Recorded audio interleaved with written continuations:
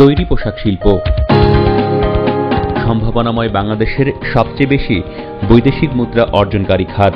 তৈরি পোশাক শিল্প মালিকদের সংগঠন বিজিএমই এর তথ্য অনুযায়ী 2011-12 অর্থবছরে এই খাতের রপ্তানি আয় ছিল 28,000 মিলিয়ন মার্কিন ডলার, যা দেশের মোট রপ্তানি আয়ের প্রায় 80%। এই শিল্পে এখন 40 লাখেরও বেশি শ্রমিক কাজ করছেন, যাদের বেশিরভাগই নারী শ্রমিক।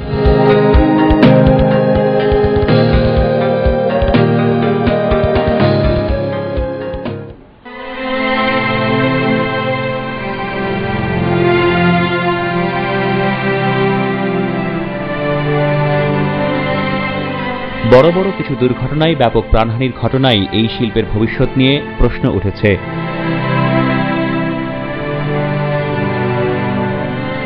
2012 সালের 24 নভেম্বর তাজরিন পোশাক কারখানায় ভয়াবহ এক অগ্নিকাণ্ডে মারা যান 111 জন শ্রমিক। এর মাত্র 2 মাস পর স্মার্ট এক্সপোর্ট পোশাক কারখানায় প্রাণ হারান আরও 7 জন। আহত হন অনেকেই। এরপর ঘটে ইতিহাসের ভয়ঙ্কর সেই দুর্ঘটনা।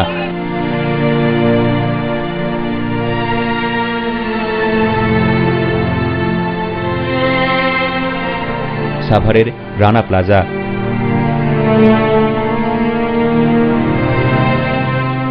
সকাল 9:45-টার দিকে হঠাৎ করে ধসে যায় ভবনটির পিলারগুলো। মুহূর্তেই মৃত্যুপুরীতে পরিণত হওয়া ভবনটিতে দ্রুত উদ্ধার কাজ শুরু হয়। অনেকেই আটকে পড়েন ধ্বংসস্তূপের নিচে।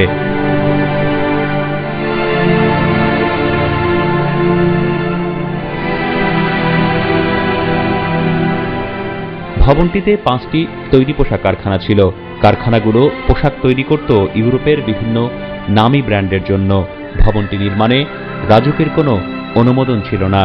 ভয়াবহ এই ঘটনায় মারা যান 1130 জন মানুষ, আহত হন আরও কয়েকশো, যাদের মধ্যে অনেকেই অঙ্গ প্রত্যঙ্গ হারিয়ে চিরতরে পঙ্গু হয়ে গেছেন। অনিশ্চয়তার চাদরে ঢেকে গেছে তাদের পরিবারের ভবিষ্যৎ।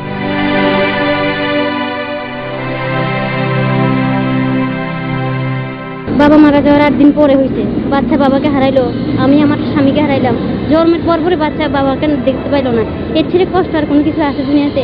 এই বাচ্চার ভবিষ্যতে কোনো দায়িত্ব সরকার নিবে কিনা আজও কিন্তু আমরা জানি না। আর এই বাচ্চা যে বড় হলে আমাকে প্রশ্ন করে যে আম্মু আমার আব্বু কোথায়, আমার আব্বুকে যে আমি জন্মের পরে দেখতে পাই না, তখন আমি এই প্রশ্নটার উত্তর কি দিব? এই দুঃখের কথা আমি কার কাছে বলবো, এটা বুঝতে পারতেছি না আমি। আর সরকার এই বাচ্চার দায়িত্ব নিবে কিনা তাও আমি জানি না। এখন আমি শুধু আমার আবেদন যে আমাদেরকে পর্যাপ্ত পরিমাণে ক্ষতিপূরণ দেয় হলে আমি আমার বাচ্চাটাকে মানুষ করতে পারবো। মানুষের মতো মানুষ করতে হইলে এখন তা বাচ্চারও কেউ নেই, আমারও কেউ নেই। তো এখন বাচ্চাটাকে নিয়ে কিভাবে সংসার জীবন কাটাবো, কিভাবে ভবিষ্যতে কি হবে না হবে, এটা শুধু সরকারের উপরে নির্ভর করতেছে। অনেক কষ্টতে আমাদের জীবন কাটাচ্ছে, আমাদের কোনো খোঁজ খবর কেউ এখনো নেয় না। আর এখনো বর্তমানে আমার চিকিৎসা করতে আমার মেয়ের হাড্ডিটা ভাঙা আর ডাইন পায়ের পাটা ভাঙা গেছে। তারপরে এখন যে আমরা কষ্টতে আছি, যে আমাদের একটা ক্ষতিপূর্ণ যে দেওয়ার কথা ছিল, ওই ক্ষতিপূর্ণ টাকাটাও কেউ দেয় না। এখন আমাদের মানে তাজরিন আস্তে আস্তে সবাই ভুলে গেছে গা। সরকার থেকে শুধু একটা হুইল চেয়ার ছাড়া আর কিছুই দেয় না। বলছে তোমার আর্থিক সহায়তা দেওয়া হয়েছে, কিন্তু তাও দিচ্ছে না। এখন আমার সংসার তো চলোই যাবে। আমার স্বামী আহত, আর সেও কোনো কাজকাম করতে পারে না, জীবনে কোনো কাজকাম করতে পারে না। আমার মাদের 4 জায়গা ভাঙা, ওদিকে 4 মাসে বাচ্চা অবসর হয়ে গেছে। কিন্তু এখন তো আমার ভবিষ্যৎ বর্তমানে অন্ধকার। ভবিষ্যতে যে আমি বাচ্চার যদি মুখ না দেখতে পারি, তাহলে তো আমার তো ভবিষ্যৎকে আমার স্বামীও তো হয়তো আমার নিয়ে আজীবন সংসার করবো না। তো বর্তমানে কাজ কাম করতে পারতেছি না। তো এক ফেব্রুয়ারি চাকরি নিয়েছিলাম, নেওয়ার পরে মানে কাজ করতেছি, তো বলছে প্রোডাকশন কাজ করতে হবে। তো প্রোডাকশনে কাজ করার পরে দেখা যায় যে ঘন্টায় যেখানে 80-90 পিস দিতে হবে সেখানে পারি না, 30-40 পিস হয়। তো বলতে ঠিক আছে তোমার চাকরি করার প্রয়োজন নেই, ঠিক আছে আমরা এরকম অসহায়ভাবে আজ বেঁচে আছি, ঠিক আছে পারতেছি না মরতে, পারতেছি না বাঁচতে। 13 দিন হাসপাতালে ভর্তি ছিলাম, বেশিরভাগ কেটে কেটে গিয়েছিল আমার। আর আমি পেটমেন্ট মানে এমনি এখনো পর্যন্ত চিকিৎসা হয়, তবে আমি কোনো সাহায্য পাইনি। আমার ফ্যামিলিতে মনে করেন 4 জন কাজ করতাম, রানা প্লাজার 8 তলায় 4 জন আহত। যেগুলো পাইছে সেগুলো এই পর্যন্ত এই করি বেতন আর বিকাশ পাইছে, আর এমনি কিছু তখন কোনো অনুদান পাইনি।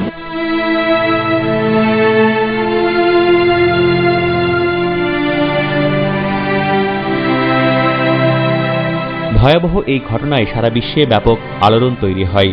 নিন্দা, প্রতিবাদ আর নানা প্রস্তাবনার সাথে আসতে থাকে প্রচুর অর্থ সাহায্য।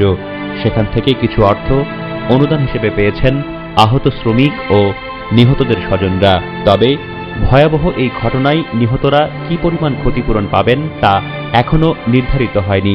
এছাড়া ডিএনএ পরীক্ষা শেষ না হওয়ায় অনেকের পরিচয়ও শনাক্ত করা যায়নি। তাই তাদের অনেকের পরিবার এখনো আসতে পারেনি অনুদান বা ক্ষতিপূরণের আওতায়। রানা প্লাজা আর তাজরিনের মতো দুর্ঘটনা বাংলাদেশে প্রথম নয়।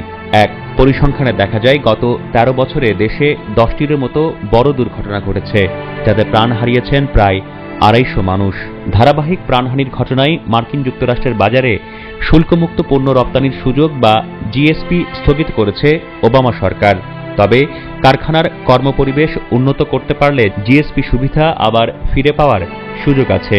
অন্যদিকে ইউরোপীয় ইউনিয়ন জিএসপি বাতিল না করলেও কাজের পরিবেশ উন্নয়নে বিশেষ তাগিদ দিয়েছে। সম্প্রতি সরকার, বিজিএমইএ ও ইউরোপীয় ইউনিয়ন মিলে একটি যৌথ প্রকল্প শুরু করেছে। তবে এসব কর্মকাণ্ডকে যথেষ্ট বলে মনে করছেন না বিশেষজ্ঞরা। সবচেয়ে দুর্ভাগ্য আমাদের জন্য যে রানা প্লাজার যেই আপনার দুর্ঘটনা এবং দুর্ঘটনায় যে হতাহতের হার এবং ক্ষতিগ্রস্ত পরিবারের হার, পৃথিবীর যত বড় বড় দুর্ঘটনা পৃথিবীতে হয়েছে শিল্পক্ষেত্রে, সে তার ভিতরে অন্যতম একটি। এবং এই দুর্ঘটনা মানব সৃষ্ট, এটা তো সবাই এক বাক্যে এখন স্বীকার করছেন। যে সমস্ত শ্রমিকরা নিহত হয়েছেন, তারা নিহতদের পরিবারবর্গ, তারা কিছু কিছু ক্ষেত্রে লোক দেখানো ক্ষতিপূরণ তারা পেয়েছেন। এগুলো ক্ষতিপূরণ না বলে অনুদান বললেই ভালো, এবং অনেকটা আনুষ্ঠানিকতা, লোক দেখানো। কিন্তু যথাযথ ক্ষতিপূরণ যেটি তাদের প্রাপ্য অধিকার, সেই বিষয়টি কত পরিমাণ ক্ষতিপূরণ অর্থ হবে, কি প্রক্রিয়ায় পাবে, কারা পাবে, সেগুলো নিয়ে আলোচনাই চলছে এবং দীর্ঘসূত্রিতাই চলছে। কিন্তু আসলে এগুলো তো 100% সবার কাছে গিয়ে পৌঁছে নাই।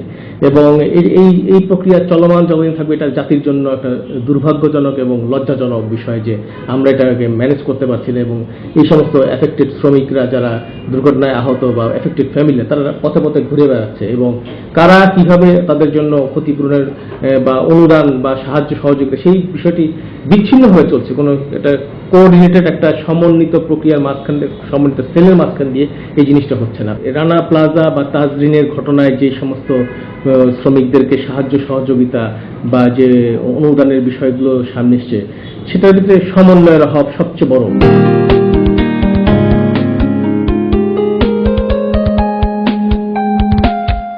তারপরও সবার প্রত্যাশা দেশের সবচেয়ে গুরুত্বপূর্ণ এই খাতটি অতি দ্রুত শ্রমিক বান্ধব হবে। শ্রমিকদের স্বার্থ রক্ষার মাধ্যমে উন্নত বিশ্বে আরও শক্তিশালী অবস্থান তৈরি করে নেবে বাংলাদেশের তৈরি পোশাক শিল্প।